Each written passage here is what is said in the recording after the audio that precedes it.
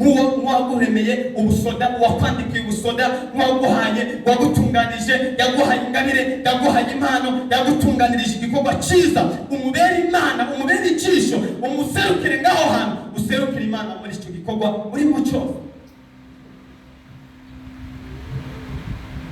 Hari igihe ushobora kuba uri gukora bizinesi, ushobora kuba ari n'ibyo waca gukorera ubundi, ariko ukibaza ngo ni ibyawe, ukibaza ngo ni ibisanzwe, ukabikora uko wigombe.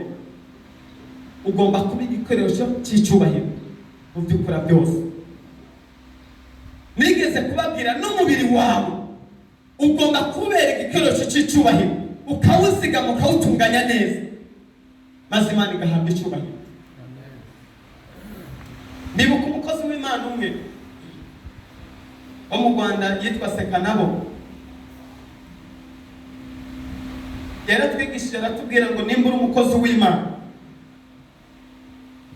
utegereza kwitunganya mu mpande zose, si mu mutima gusa no mu mubiri. Yaratubwiye ati ambura ibirato ndabi amashisheti yawe. Urabizi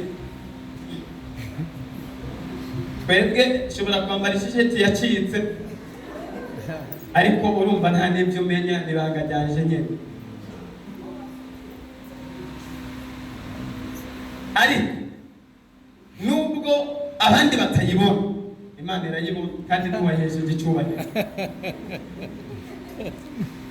Baba Askofu François yarigeze kutwigisha, atubwira ngo ntusho umuntu biragoye kumenya ikiri mu mutima we. Aratubwira ngo umuntu muri we haragutse, ntushobora kumenya ko gukunda cyangwa ko kanga, ntushobora kumenya ko atunganye no ko adatunganye, ntushobora kumenya ko ari umunyabyaha no ko ari umugororotsi. Icyo gihe yaje yambaye costume nziza cyane, arangije aratubwira ati murambona, mubona ameze gute? Uraberewe cyane. Ariko arangije ndamukunda, arigisha neza kabisa cyane. Arangije yarakuye costume yiwe, ari ishati yambaye, murabona nanjye ishati irera ni nziza cyane, nukuri iranamesuye kandi nanayigoroye. N'ishati yazazwa pari nkuko nyene yari yera kandi igoroye, isa neza, turavuga ati mutamara berewe kabisa. Ariko arangije arakura ikoti, arahindukira twereka mu mugongo, dusanga hari urutoboro rw'umuzingi rungana nkuko nyene, uko nyene niko nazo runini cyane. Arangije aratubaza ngo ninde yari yamenye ko nambaye ishati nk'iyi. Avuga ati no wandi kabisa. Nta n'umwe yigeze amenya na kimwe. Avuga ngo uko niko umuntu ameze. Ntuzigere umenya ibiri mu mutima wiwe. Imana ishimwe cyane. Kiretse Imana igusuzuma, ikagusesa, ikakumenya. Burya ni wowe wiyizi, ni n'Imana ikuzi. Yo ikuzi kuruta nuko wiyizi. Imana ishimwe cyane. Ngomba kuvuga iki? Ngomba kuvuga ngo mu buzima bwawe ugomba kwitunganya mu mpande zose, ukaba igikoresho cy'icyubahiro, nk'uko Pawulo yandikiye Timoteyo abimubwira ngo tube ibikoresho by'icyubahiro. Bene data, nanjye ndiyumvira no mu masengesho nagumye ndabyiyumvira, mu ijoro hose ndabyiyumvira, ejo ku murango ndabyiyumvira, dusenga hano ndiyumvira impamvu uno munsi usanga abantu turi mu bibazo byinshi, turi mu gakiza, ariko amagorwa dufite ni menshi, imitwaro dufite ni myinshi. Turasenga Imana isinzi iyo yaroye, bamwe sinzi waho kukumvira iyo usenze ko bica bikoreka, ariko jewe birangora kabisa. Sisenga ibintu ngo nce ndabibona. Birashoboka we yuko usenze ucuhita ubibona, ariko jewe ndabona hari ibingora, hari n'ibindi mbona byagoranye, hari n'ibindi n'ubu ngitegereje. Imana ishimwe cyane. Kandi no havuga ngo sinizeye, nukuri ndizeye, cyangwa cyawa undi ngo ufite ukwizera rungana n'urubuto rw'ivoka, apana gatete ka sinari. Urubuto rw'ivoka ndashaka gusenga ikintu nizeye cyane, ariko simite ndabibona. Imana ishimwe cyane. Ariko ndakeka hari abo dusangiye bene ibyo bintu. Ndakeka ko atari jewe jenyine. Ndakeka mwese ko mudasenga ngo bihite bibatigitana. Imana ishimwe cyane. Ariko reka mbabwire bene data, uze usome igitabo cy'ibyakozwe n'intumwa, nta kintu basenga ngo Imana irabe hirya. Iyo basengeye uburwayi yahita akira, iyo basabye ibyo kurya barabironka, iyo bahamagaye Imana byarakunda. Yewe Petero cy'umugabo ari aho yitwa Rutayisire Antoine yavuze ngo narize teoloji, narize amashuri yose ashoboka, afite doctora. Aravuga ngo nigishije muri primaire, nigisha muri secondaire, nigisha muri kaminuza, nigisha mu mashengero, atariko ndashobora kwigisha nkabura n'uyu yiha. Atariko Petero ntiyigeze aca mu ishuri. Petero Yesu yamukuye kuroba hariya anyi, kwidamba hariya anyi ku kiyaga, niyo yavuye. Ariko Petero yikora mu gahoga kavuga, paruwase y'ibihumbi 3 by'abantu bagahita biha. Imana ishimwe cyane. Ariko naje kugaruka kwiri jambo Paulo yabwiye Petero, Paulo yabwiye Timoteyo, amubwira ngo wame ugira umwete wo kwihimana. Aba bagabo ba Petero n'intumwa n'abandi ikintu bakora bari bafite umwete wo kwihimana, babana n'Imana. Yewe kiriya gihe n'ibyo kujya kurima bari barabihagaritse.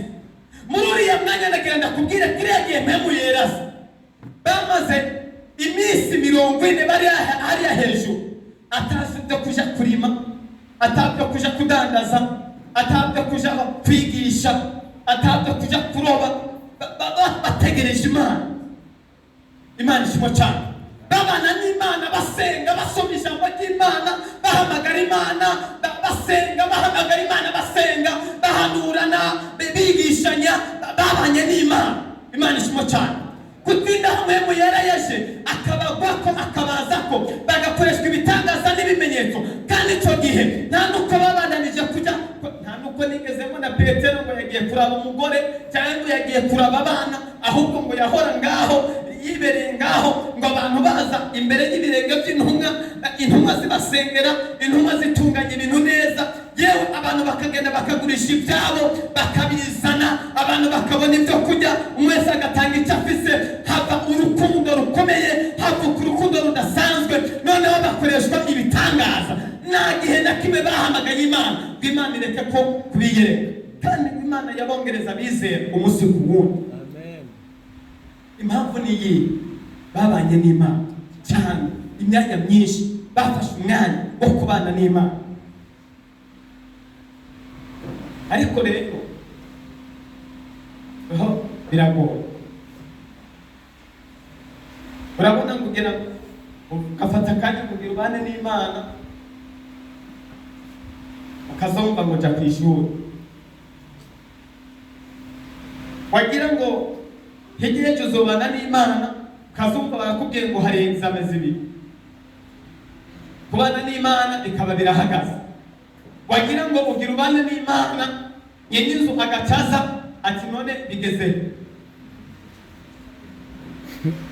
Kubana n'Imana bigaca bihagarara, ugaca ugenda gushakisha. Imana idufashe cyane. Wagira ngo ugomba kubana n'Imana, ukavuga ati n'imiburi ngomba kuba n'imiburi iminsi 3 yo kubana n'Imana, ukaza wumva ngo madame yagwaye, ukaja gushakisha ingene umujana kwa muganga. Wagira ngo ngomba kubana n'Imana, bakagutelefona ati mama none jewe ndagwaye, ngo nkure muri internet je ndagwaye dance, ukaja gutora umwana ha kubana n'Imana. Wagira ngo ugomba kubana n'Imana, familia igahagarara. Imana idufashe cyane. Ariko nubwo bigoye, nubwo bimeze gutya, akanya turose tureke kugafisha ubusa, ahubwo tugira umwete wo kwiha Imana. Imana ishimwe cyane. Muri ubu buzima tubayemo, Imana irabona ko ariko bimeze, kuko uko byari biri kera, uno munsi isi yarashaje, siko bikimeze. Ariko nubwo bimeze uko, ababanye n'Imana barayibona, abakoresheje akanya baronka bakabana n'Imana, Imana ibana nabo. Imana ishimwe cyane. Muze tubana n'Imana mu kanya gato turonka, Imana izotugirira neza, duhinduke ibikoresho by'icyubahiro. Haleluya. Reka mbabwire bene data, ugomba kubana n'Imana mu buzima urimo bwose. Aho icyatuvanye n'icyatuzaniye ingorane nuko tuba mu nzu y'Imana tutagirimo, nuko twitwa ngo turake turakijijwe ariko tudakijijwe. Umuntu akavugira Imana akongera akavugira na Satani. Umuntu agakorera Imana ukuguru kumwe kukaba mu Mana, ukundi kukuguru kukaba hanze. Ugasanga muri korale nta mwumvikano, ugasanga umuvugabutumwa apinzanya n'uwundi, ugasanga abakozi b'Imana ntibemerana, ugasanga abakristo bararazanya, ugasanga umuntu akubikije ibanga kugigumizamo ngo umusengere byaratunaniye, ugasanga mbega icurose cyose urondera ingene wo muserereza, urondera ingene wogira nabi mugenzi wawe, urukundo rwarateye. Ivyo ntibishoboka yuko tuba ibikoresho by'icubahiro tubana n'ibyo, kubera ko reka mbabwire bene data, ibikoresho nababwiye biratandukanye. Hari ibikoresho by'icubahiro biseruka ari uko hari ikintu cy'icubahiro kigomba gukorera. Hari ibikoresho bizoseruka ari uko habanje gukorwa amanama, ariko hari n'ibindi aho umuntu akiboneye hose naho nyene ugishatse ntukiyobera. Aho gishatse naho nyene ushatse amakuru yo muri kati urabizi, hari igikoresho uhita wirukira kuraba gihita kiguha ayo makuru yose. Iyo nakayagize ingora hariho umuntu uhita ushakisha ahita akubwira ibyo nibi, ugahiga iyo yabimenyeye nawe ukahaba. Harakana mwarimu yatubwiye, sindakibuka neza nimba ukavuga neza, yatubwiye ngo umuntu yamenyereye kuvuga amajambo ngo niyo ayo yavuze atabayeyo ngo ntabura yandavuga.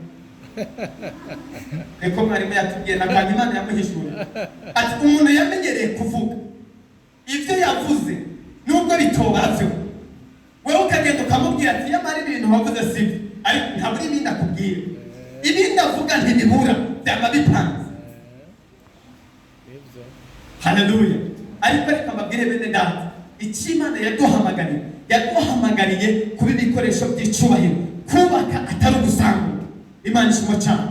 Haleluya. Kandi reka mbabwire, iyo umuntu yamaze kuba igikoresho cy'icubahiro, Imana yamibana nawe na ntayo, kandi ishingira intare amajambo avuga, kubera amajambo avuga nayo kubaka atari ayo gusambura. Reka mbabwire bene data, abakozi b'Imana ba kera, ibikoresho bya kera ntabwo bari bafise amakonti akomeye, ariko bari bafise imbaraga z'Imana, bari bafise autorite, barategeka, bari baranwanye n'Imana, babana n'Imana, ku buryo Eliya avuze ngo umuriro utibuke wahita utibuka, nta bindi byo guharira cyangwa byo kubaza Imana. Oya.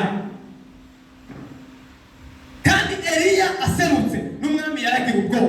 Eliya suko yambara amakostime akomakomeye, Eliya suko yarafise konte zikomeye, suko yari umutunzi, Eliya amashure akomeye yari afise.